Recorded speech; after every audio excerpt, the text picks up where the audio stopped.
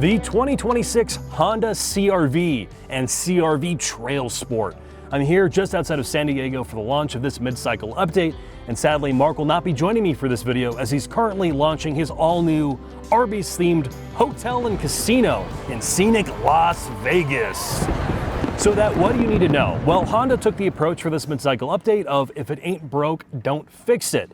This looks essentially identical to the prior year CR-Vs because it essentially is. Let's talk about the Trailsport trim level first. It is a hybrid-only faux off-road package. You get all-terrain tires, but no changes to anything else when it comes to suspension, body hardware, or anything else. You get some badges. It's a Trailsport in the interior. Get some piping color changes in the interior space, and you get some unique exterior badges. Unlike the other Trailsport models, say on the Honda Pilot or Passport, no mechanical changes, no lift, no body protection. It is really just to go on slight off-road trails. Though, they've made a change to all CR-Vs. The all-wheel drive calibration changes from a software perspective. In certain modes or at certain times, this can go 50-50, unlike in the prior year CR-Vs, where at most it was 60-40. They also have hill descent control now in the CR-V for those who will decide to take this thing off-road. Now, from a trim level breakdown, the base models of the CR-V and the base CR-V starts around $30,000, still maintains a 1.5 liter four-cylinder paired to a CVT and a turbocharger. It makes sub 200 horsepower. It is a non-offensive drivetrain, and it gets capped at about $35,000 in price. It can be had with or without an on-demand all-wheel drive setup. The hybrid starts at about $35,000. The vast majority of CR-Vs are now sold with the hybrid drivetrain, which makes sense. You get better fuel economy, and it's a less rattly and more refined drivetrain. It is Honda's 2-liter paired to their direct drive setup and their electric motors. It makes over 200 horsepower and like mid 200 foot-pounds of torque.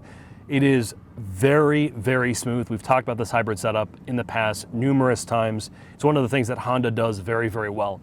This is still the same interior space we know and love.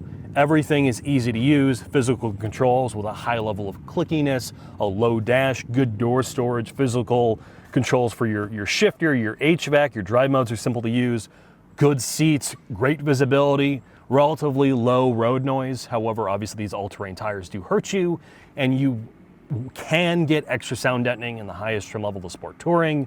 Back seats are large enough for full-size adults, reasonably comfortable, good headroom, low load floor for the trunk, big wide opening, and the rear seats can fold down. So with all that said, let's go take this for a quick drive.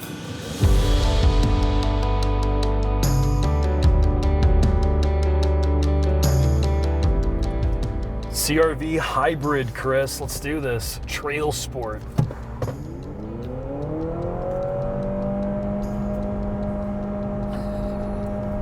Right into a corner.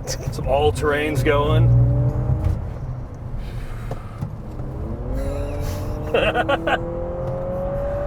All right, so let's briefly talk about the hybrid drivetrain, Chris. Obviously, you and I have had, with Mark, have had the fortune or misfortune of driving basically every small two-row CUV on the planet.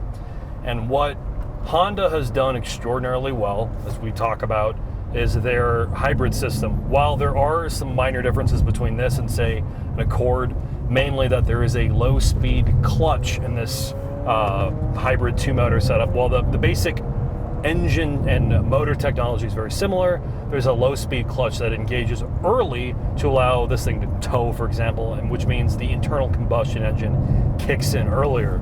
Though when you're driving around town, honestly, unless you drove them back-to-back, it feels the same as like a Civic or an Accord hybrid. I think that's a fair statement. Do you agree?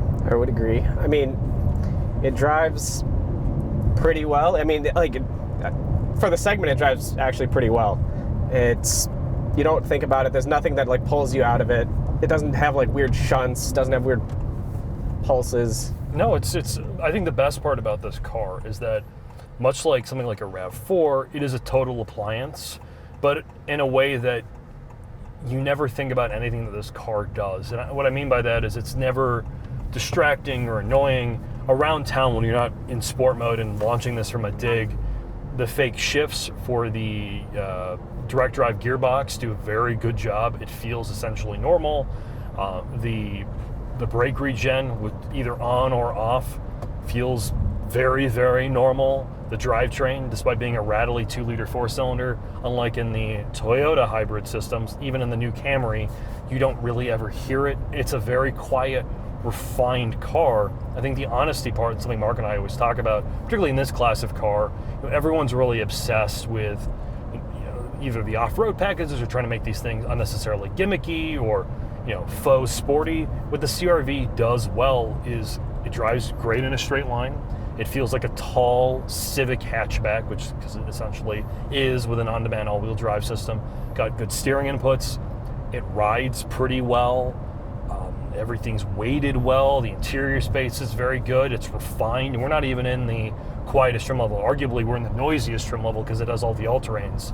And you brought it up that's really, I mean, the Trailsport is essentially an appearance package.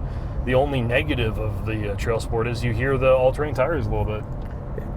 It's not appreciably harsher, but yeah, you hear the tires. So it's worse for on-road, but honestly, it's kind of all the off-road that you really need, because you look at like rural, how many regular CUVs are stock except for just all-terrain tires. It kind of fills that niche. Yeah, I mean, basically you can go on any campsite that you can think of that isn't involving crazy off-roading in this vehicle, and a lot of the other vehicles in this class of car immediately comes to mind is something like the Rogue variant of their off-roader, the Rock Creek, or the Equinox Active. Both of those vehicles' cases is essentially an appearance package, and all Honda's trying to do is capitalize in that space. While I agree with most people that they should have maybe made this a little bit more extreme, you could argue things like the Bronco Sport off-road variants or the Subaru Crosstrek Wilderness does more in the off-road part of things. But this is other than the road noise and the fact that you have less mechanical grip in corners if you are driving this thing like a maniac. There's not a lot negative to bring up about the this particular trim level, the Trailsport, and it's really no more money than the other options in this class. So to sort of, I guess, summarize this, Chris, briefly, because we've done a billion CR-V videos, and this mid-cycle refresh changes essentially nothing. It's still one of our favorite, if not our favorite, mid-sized CV SUV. The hybrid drivetrain is essentially faultless if you can afford the Delta, which basically between the cheapest CR-V hybrid and the most expensive internal combustion variant, they're basically the same price. So you're looking at the mid-30s to high 30s. It does everything great. You get reasonable fuel economy in like the mid to high 30s, which actually reasonable, very good fuel economy. The drivetrain's smooth and it rides well and it handles okay. Is there anything you think you can think of that you want to add to that?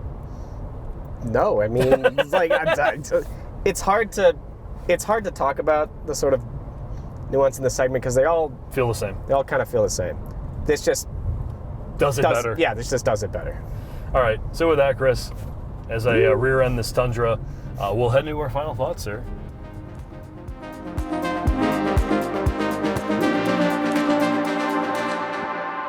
Now, just because I wasn't at the first drive event didn't mean I wasn't thinking about it in Las Vegas.